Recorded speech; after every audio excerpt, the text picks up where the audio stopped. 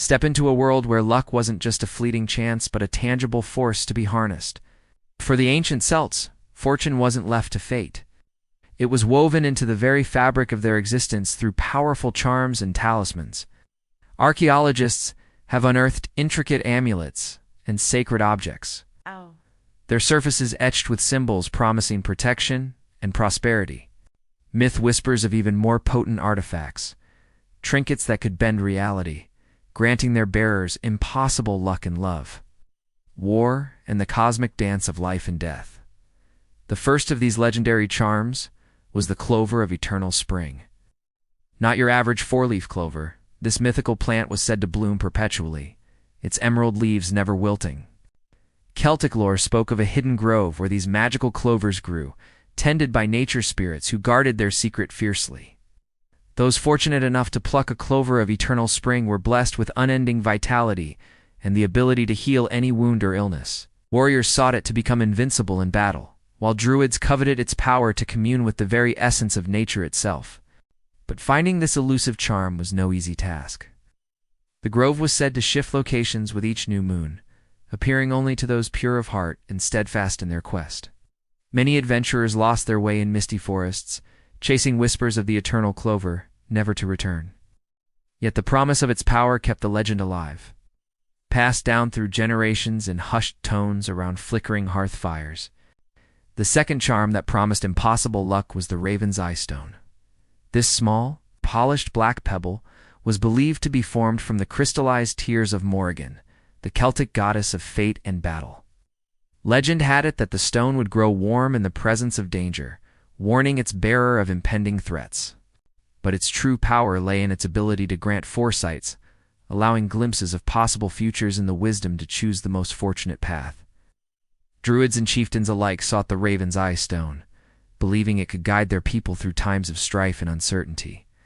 Ancient texts speak of great leaders who made seemingly impossible decisions, leading their clans to victory against overwhelming odds.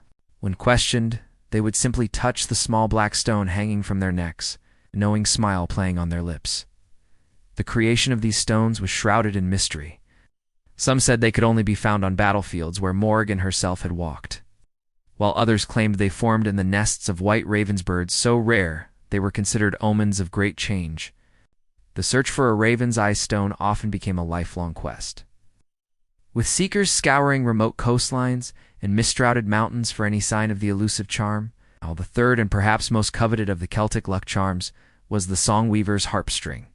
This was on just any musical instrument. It was said to be a single string plucked from the golden harp of Brigid, goddess of poetry, healing, and smithcraft, when woven into a bracelet or necklace. This shimmering thread was believed to grant its wearer the gift of irresistible charisma and the power to bend fate through the power of words. Bards who possessed a songweaver's harp-string could enchant entire armies with their tales, turning the tide of battles without spilling a drop of blood.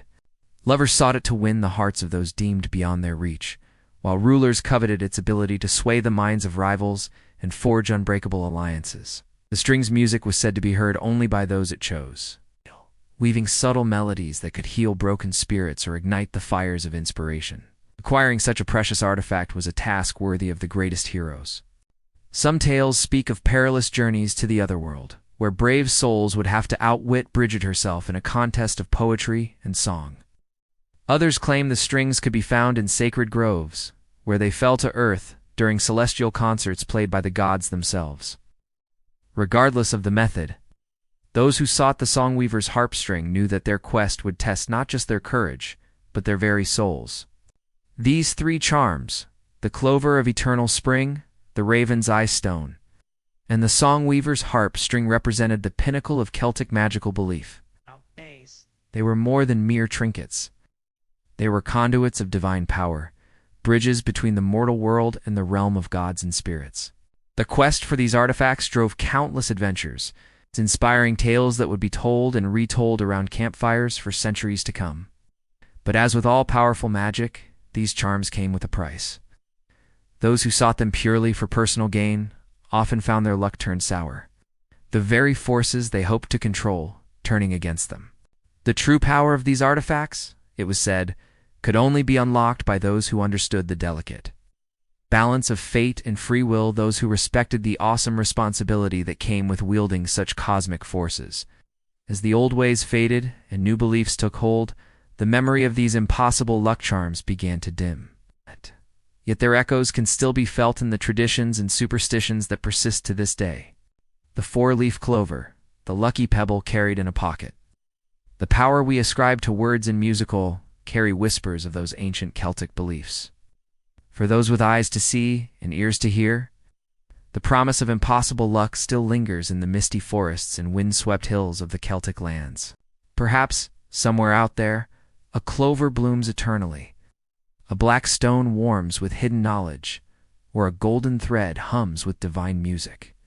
And perhaps, for those brave or foolish enough to seek them, the old magic still waits to be awakened.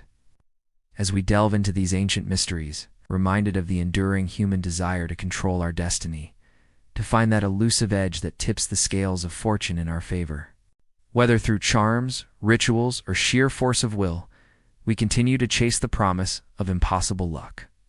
If you've enjoyed this journey into Celtic lore, don't forget to subscribe for more tales of ancient magic and forgotten wisdom, and leave a comment below. What impossible luck would you seek if you possessed one of these legendary charms? Until next time, may fortune smile upon you, and may the old gods guide your path through the mists of time.